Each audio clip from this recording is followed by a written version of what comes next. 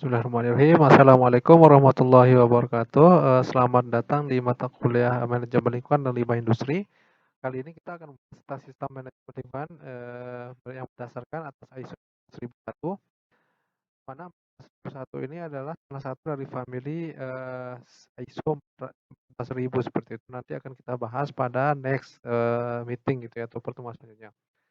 Untuk kali ini kita akan membahas tentang prinsip dasar sistem manajemen dan identifikasi aspek dampak lingkungan itu sendiri gitu. Jadi nanti kita akan bahas dua topik utama, yaitu bagaimana ada prinsip dasar sistem manajemen, bagaimana sih prinsip dasar sistemnya, kemudian cara identifikasi aspek terhadap dampak lingkungan itu bagaimana seperti itu.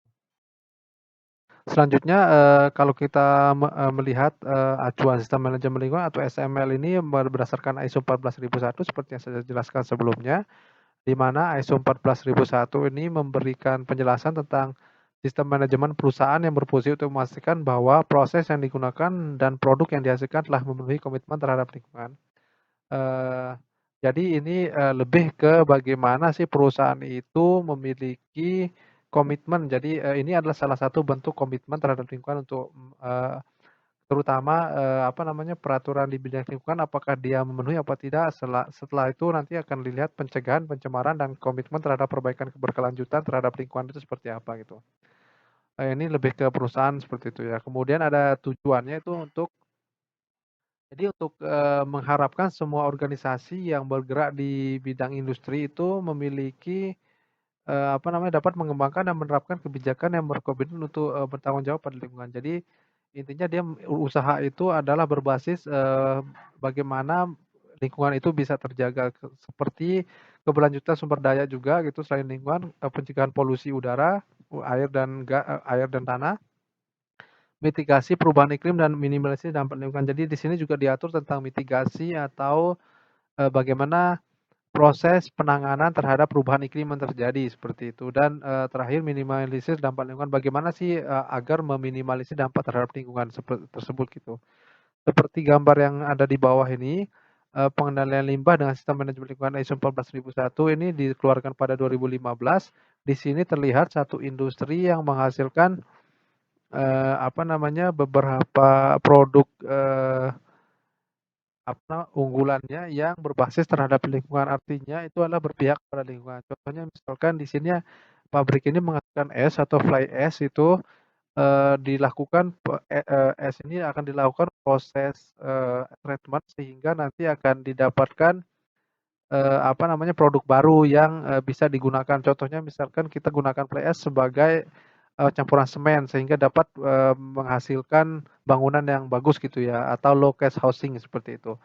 Selain itu di sini ada juga contohnya misalkan perusahaan ini menghasilkan cardboard dan paper waste atau sisa dari limbah limbah paper gitu ya, atau limbah kertas gitu. Dia akan menghasilkan, perusahaan ini akan melakukan proses recycling terhadap paper tersebut, atau proses penggunaan kembali gitu ya, paper yang sudah rusak atau paper yang sudah digunakan dan menjadikan paper baru kembali seperti itu.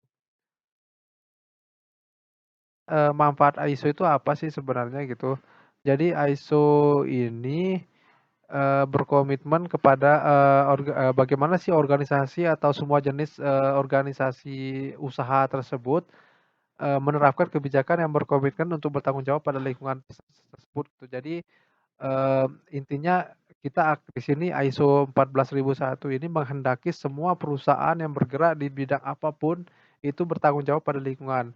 Seperti misalkan keberlanjutan sumber daya. Jadi sumber daya itu yang berkelanjutan. Misalkan proses penggunaan sumber daya alam misalkan dengan tidak sembarangan, atau bisa digunakan tumbuh kembali misalkan gitu. Misalkan yang dari pohon misalkan gitu bisa ditanam kembali. Selanjutnya dilakukan polusi, misalkan contohnya polusi udara. Udara itu sebelum diliris ke lingkungan itu akan dilakukan proses pencegahan. Selanjutnya ada mitigasi perubahan iklim dan meminimalisir dampak lingkungan. Mitigasi atau menangani perubahan iklim itu bagaimana sih gitu. Dia harus mempunyai komitmen tersebut gitu ya.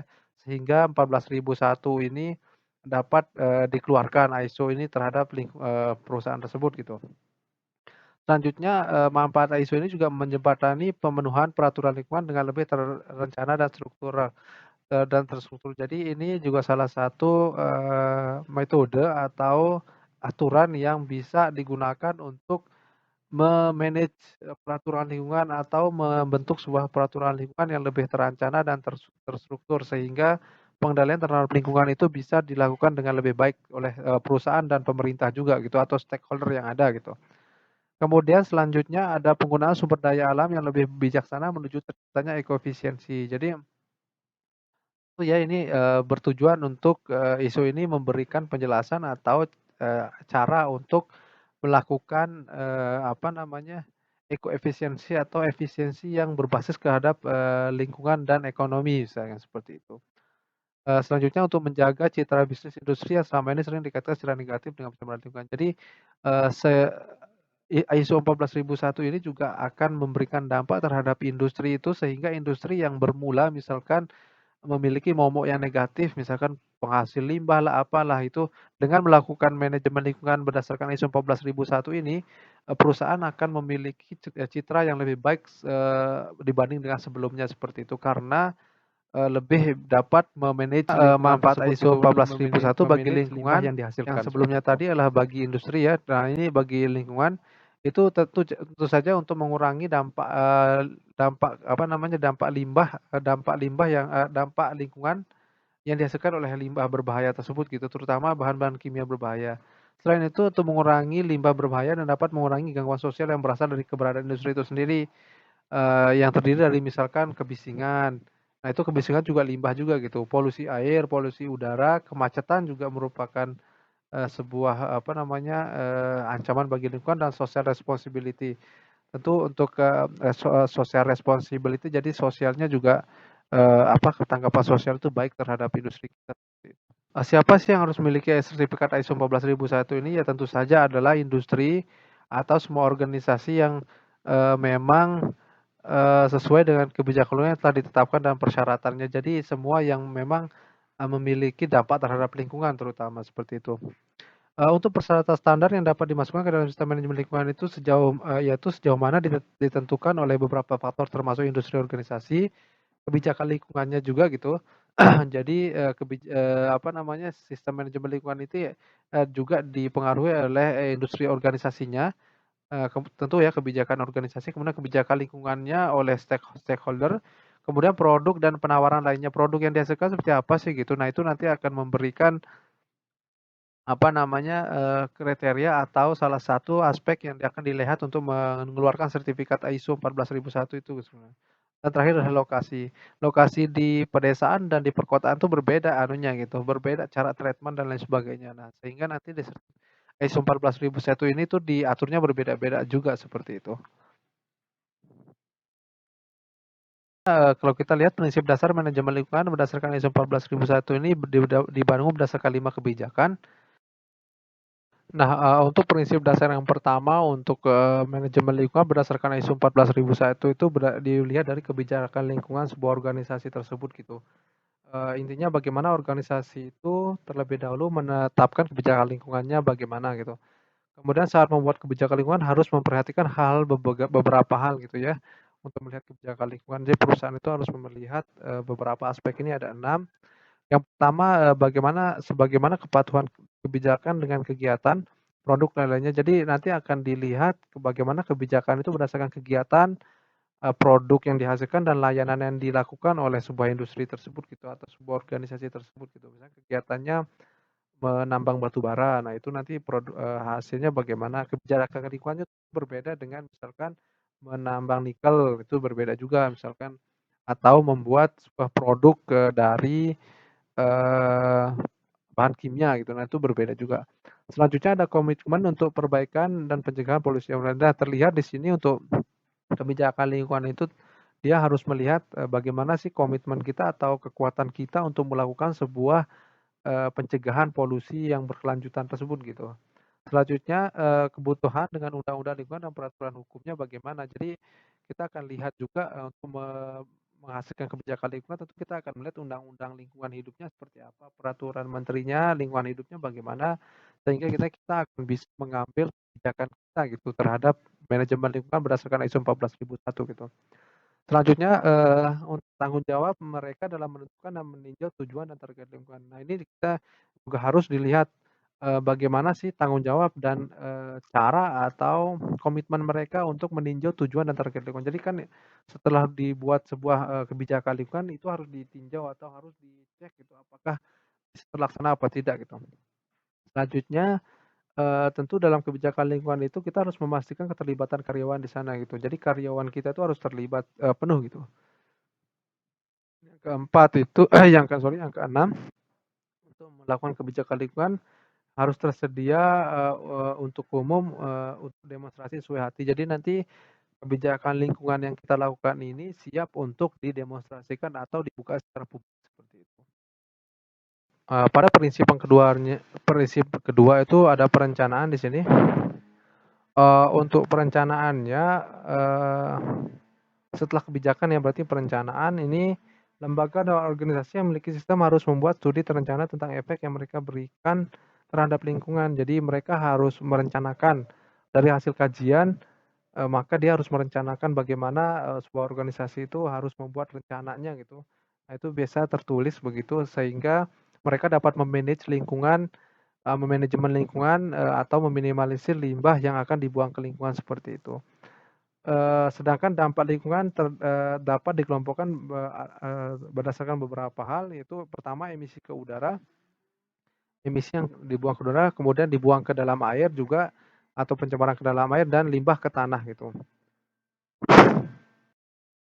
Prinsip dasar yang ketiga itu adalah melakukan pemeriksaan atau memeriksa. Jadi organisasi harus menetapkan dan memelihara metode tertulis untuk memantau, dan mengukur operasi, dan kegiatan yang mungkin memiliki dampak lingkungan, yang signifikan gitu. Jadi di sini ada pengecekan gitu ya. Ada pengecekan terhadap perencanaan yang kita miliki tadi yang kita buat tersebut apakah memang memenuhi ISO 14001 atau yaitu yang berdasarkan, manajemen lingkungan, sistem manajemen lingkungan atau bagaimana gitu, kita harus periksa. Selanjutnya yang keempat itu meninjau dewan ini, yaitu manajemen senior yang kompeten harus meninjau kelayakan, kecukupan, dan keefektifan EMS atau sistem manajemen lingkungan dengan mempertimbangkan kriteria catatan tinjauan yang harus disimpan. Jadi di sini ada, pengecekan dari, dewan gitu atau, lembaga-lembaga yang memang memiliki hak untuk memeriksa tersebut gitu. Sehingga nanti kegiatan kita yang kita lakukan itu bisa diidentifikasi ketidaksesuaian atau kekurangan, sehingga nanti dapat dilakukan peningkatan, selanjutnya seperti itu. Selanjutnya prinsip dasar yang selanjutnya itu aplikasi dan aktivitas, ini dilakukan untuk, memastikan efektivitas pengelolaan lingkungan gitu. Wewenang dan tanggung jawab harus ditetapkan dan perwakilan, manajemen, sumber daya manajemen, mmm, apa namanya, sistem manajemen lingkungannya harus ditentukan gitu. Organisasinya sendiri harus memberikan pelatihan yang diperlukan kepada karyawannya, yang baik tertulis maupun praktek gitu ya, komunikasi internal sehingga nanti mereka dapat mengerti bagaimana sih tujuan, manajemen lingkungan dan bagaimana aplikasinya seperti itu. Untuk dokumentasi, MS terdiri dari buku pegangan prosedur prosedur dan instruksi. Ini terdiri dari operasional, darurat, kontrol, dan lain sebagainya. Kemudian harus disiapkan dan diimplementasikan gitu.